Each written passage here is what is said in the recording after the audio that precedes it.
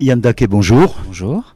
Alors, vous êtes chef du service régional d'économie des territoires et de l'environnement et vous intervenez dans ce colloque sur l'agriculture et l'environnement dans une table ronde sur l'énergie, la maîtrise de la consommation et les performances énergétiques. La méthanisation est-elle la seule solution? Alors, dites-nous-en un peu plus parce que c'est un peu du chinois pour le commun des mortels. Alors, concernant la méthanisation d'une part, donc il s'agit d'un procédé qui permet de faire fermenter de toutes les matières fermentescibles et en particulier les déjections animales. Et donc, produire un gaz que l'on peut utiliser soit pour faire de l'énergie, de la chaleur ou de l'électricité en fonction des technologies que nous mettons derrière. Mais avant ça, donc il s'agit bien de la question de produire une énergie à partir de déchets sur une exploitation. Mais avant ça, il faut déjà se poser la question de quels besoins et quelle économie d'énergie peuvent être faites dans les exploitations agricoles. Et ça, c'est un programme qui est lancé par le ministère de l'Agriculture, donc qui s'appelle le plan de performance énergétique, qui vise en fait à isoler les bâtiments d'élevage et être capable de produire de l'énergie d'une part à base de déchets, mais aussi à comment maîtriser le cycle complet de production.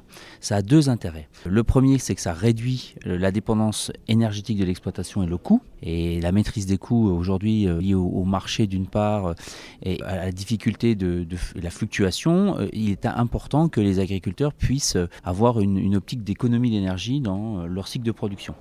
Et donc de ce point de vue-là, la maîtrise de la consommation, elle est essentielle. Alors on a un petit problème quand même en Lorraine, c'est que l'isolation des bâtiments, et en particulier des bâtiments d'élevage, ne sont pas très propices puisqu'on a des bâtiments ouverts et on fait un élevage bovin.